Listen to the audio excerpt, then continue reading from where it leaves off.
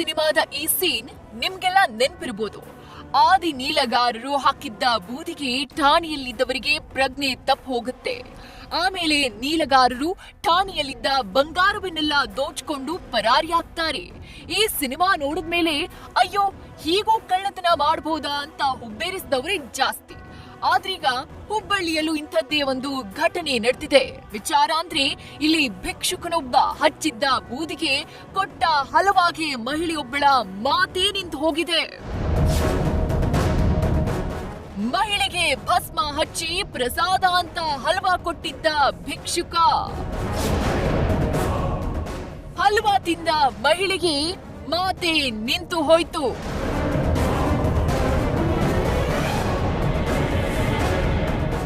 ಹೌದು, ಈ ವಿಚಾರ ಕೇಳಿ ನಿಮ್ಗೆ ಶಾಕ್ ಅನಿಸಿದ್ರು ಇದು ಸತ್ಯ.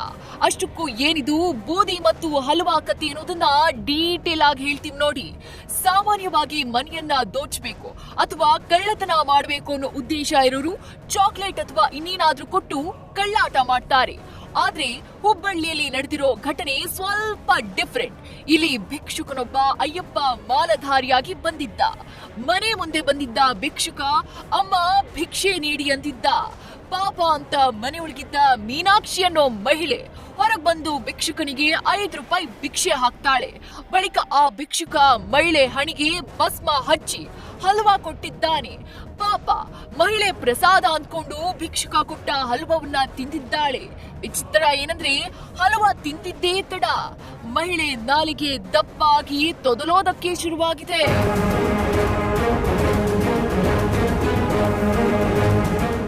ಹೌದು, ಅದ್ಯಾವಾಗ ಮನೆ ಮುಂದೆ ಬಂದಿದ್ದ ಭಿಕ್ಷುಕ ಹಣೆಗೆ ಭಸ್ಮ ಹಚ್ಚಿ ಹಲ್ವಾ ಕೊಟ್ಟಿದ್ನೋ ಪಾಪ ಮಹಿಳೆ ಪ್ರಸಾದ ಅಂತ ತಿಂದಿದ್ಲು. ಹಲ್ವಾ ತಿಂದ ಮೇಲೆ ಮಹಿಳೆ ನಾಲಿಗೆ ದಪ್ಪಾಗಿ ಮುಂದೆ ಈಕೆ ಮಾತೆ ನಿಂತು ಹೋಗಿದೆ. ಆದ್ರೆ ಅಷ್ಟರಲ್ಲಾಗ್ಲೇ ಆ ಭಿಕ್ಷುಕ ಅಲ್ಲಿಂದ ಹೊರಟು ಹೋಗ್ಬಿಟ್ಟಿದ್ದ. ಹಲ್ವಾದಲ್ಲಿ ಏನಿತ್ತೋ ಏನೋ ಗೊತ್ತೇ ಆಗಿಲ್ಲ. ಹಲ್ವಾ ತಿಂದ ತಕ್ಷಣವೇ ಮಹಿಳೆಗೆ ಮಾತೆ ಬಂದಾಗಿದೆ. ಬಳಿಕ ಮಹಿಳೆ ಪತಿ ಆಕೆಯನ್ನ ಆಸ್ಪತ್ರೆಗೆ ಕರೆದುಕೊಂಡು ಹೋದ್ರು. ವೈದ್ಯರಿಗೂ ಆ ಸಮಸ್ಯೆಗೆ ಪರಿಹಾರ ಸಿಕ್ಕಿಲ್ಲ. ಒಬ್ಬರು ಭಿಕ್ಷುಕರು ಅಂತ ಬಂದಿದ್ರು, ಅಯ್ಯಪ್ಪ ಸ್ವಾಮಿ ಡ್ರೆಸ್ ಹಾಕೊಂಡ ಅವರು ನಮ್ಮ ಮನೆ ಬಾಗಿಲಿಗೆ ಬಂದು ನಿಂತು ನಮ್ಮ ಮನೆಯವ್ರು ಒಳಗಿದ್ರು. ನೀಡ್ರಿ ಅಂತೇಳಿ ಆಮೇಲೆ ಬಂದು ನೀಡಬೇಕಂತೇಳಿ 5 ರೂಪಾಯಿ ಕೊಟ್ಟರು ಅವರಿಗೆ. ಆ 5 ರೂಪಾಯಿ ತೊಗೊಂಡು ಅವ್ರ ಹೆಣಿಗೆ ಒಂದು ಭಸ್ಮ ಇರ್ತೈತೆ ಅವ್ರ ಕಡೆ ಬೆಳೆದ ಆ ಭಸ್ಮ ಹಚ್ಚಿದ್ರು. ಆನಂತರ ಅವರು ಈ ಪ್ರಸಾದ ತೊಗೊಂಡು ಬಾಯಾಗ ಹಾಕೋರಿ ಅಂತೇಳಿ ಕೊಟ್ರಂತ. ಆ ಪ್ರಸಾದ ತೊಗೊಂಡು ಅವ್ರು ಬಾಯಾಗ ಹಾಕ್ಕೊಂಡ್ರು. ಅವರು ಬಾಯಾಗ ಕೊಟ್ಟು ಅವರು ಹೋದರು. ಇವರು ಬಂದು ಒಳಗೆ ಕುಂತು ಒಂದು 5-10 ನಿಮಿಷಕ್ಕೆ ಇವ್ರದ್ದು ನ್ಯಾಲಿಗೆ ದಪ್ಪ ಆಯ್ತು, ಮಾತಾಡೋಕೆ ಬರಲಿಲ್ಲ.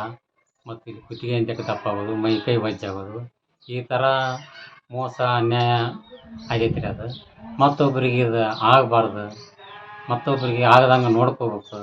ಈಗ ನಮಗೆ ನೋಡಿರಿ, ಮತ್ತು 4 ಮಕ್ಳು ಅದಾವೆ, ಎಷ್ಟು ತ್ರಾಸು ನೋಡಿರಿ ನಮ್ಮ ಜೀವನಕ್ಕೆ. ಅವ್ರು ಕೂಡ ಮಾತಾಡೋಕೆ ಬರೋಂಗಿಲ್ಲ, ನಮ್ಮ ಕೂಡ ಮಾತಾಡೋಂಗಿಲ್ಲ.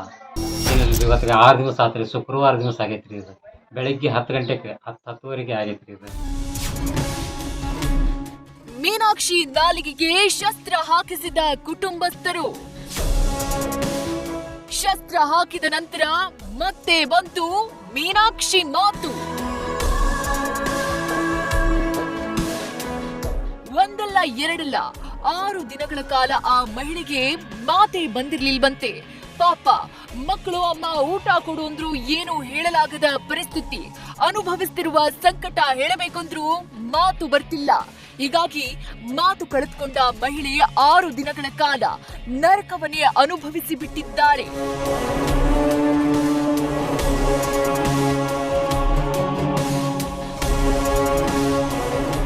ಕೊನೆಗೆ ಮೀನಾಕ್ಷಿ ಕುಟುಂಬಸ್ಥರು ದೇವರ ಮೊರೆ ಹೋಗಿದ್ದಾರೆ. ಇದೇ ತಾಲೂಕಿನ ಕುಡೇನ್ಕುಟ್ಟಿ ಗ್ರಾಮದಲ್ಲಿ ನಡೆಯುವ ಮೈಲಾರ ಲಿಂಗೇಶ್ವರ ಜಾತ್ರೆಗೆ ಮೀನಾಕ್ಷಿಯನ್ನ ಕರೆದುಕೊಂಡು ಹೋಗಿದ್ದಾರೆ. ಮೈಲಾರ ಲಿಂಗೇಶ್ವರ ಜಾತ್ರೆಯಲ್ಲಿ ಮೀನಾಕ್ಷಿಗೆ ಶಸ್ತ್ರ ಹಾಕಿಸಿದ್ದಾರೆ.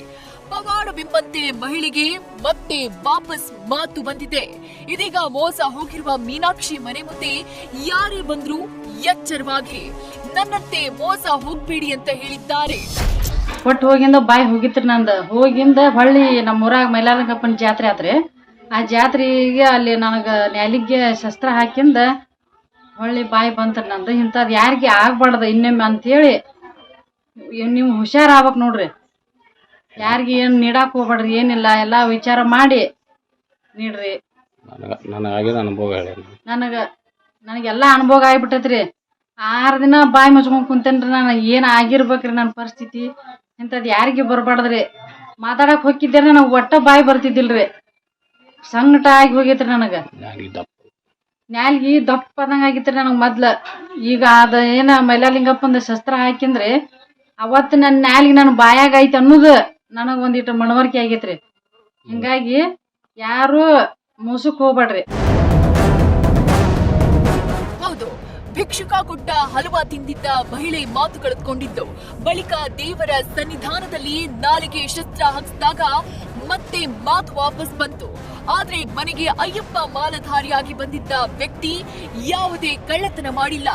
ಆಕೆ ಮೈ ಮೇಲಿದ್ದ ಚಿನ್ನಾಭರಣವನ್ನು ದೋಚಿಲ್ಲ. ಆದ್ರೂ ಮಹಿಳೆಗೆ ಮಾತು ಬರದಂತೆ ಮಾಡೋಕೆ ಕಾರಣ ಏನು ಅನ್ನೋದು ಈಗ ಮೀನಾಕ್ಷಿ ಕುಟುಂಬಕ್ಕೆ ಕಾಡ್ತಿರುವ ಪ್ರಶ್ನೆ. ಕೆಂಪು ಹಲವಾದಂಥದ್ದು ಅವ್ರಿಗೆ ಕೊಟ್ರ, ಪಾಪ ಅವ್ರ ದೇವ್ರದ ಪ್ರಸಾದ ಅಂತೇಳಿ ಬಾಯಿ ಹಾಕೊಂಡ್ಬಿಟ್ರ.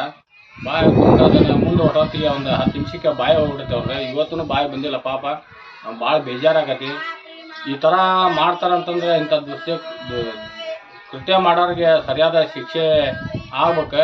ಇಂಥ ಮಹಿಳೆಗೆ ಆಗಿದ್ದು ಇನ್ನೊಬ್ಬರಿಗೆ ಯಾರಿಗೆ ಆಗಬಾರ್ದು ಅಂತೇಳಿ ನಾವು ಈ ಮೂಲಕ ಮಾಧ್ಯಮದಾಗ ಇದನ್ನ ವಿಸ್ತಾರ ಮಾಡಿ ಇಂಥ ಮಹಿಳೆಯರಿಗೆ ಒಂದು ಏನಾರ ಒಂದು ವ್ಯವಸ್ಥೆ ಮಾಡುವಂಥ ಕೆಲಸ ಸರ್ಕಾರ ಮಾಡ್ಬೇಕು.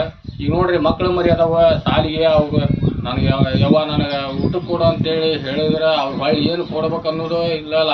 ಮೊದಲು ಎಂಥ ಚಂದ ಸಂಸಾರ ಇತ್ತು. ಈಗ ನೋಡ್ರಿ ಪರಿಸ್ಥಿತಿ ಭಾಳ ಗಂಭೀರ ಆಗೈತಿ. ಒಟ್ನಲ್ಲಿ ಒಳ್ಳೆ ಮನಸ್ಸಿಂದ ಮಹಿಳೆ ಭಿಕ್ಷುಕನಿಗೆ ಹಣ ಕೊಟ್ಟಿದ್ದು.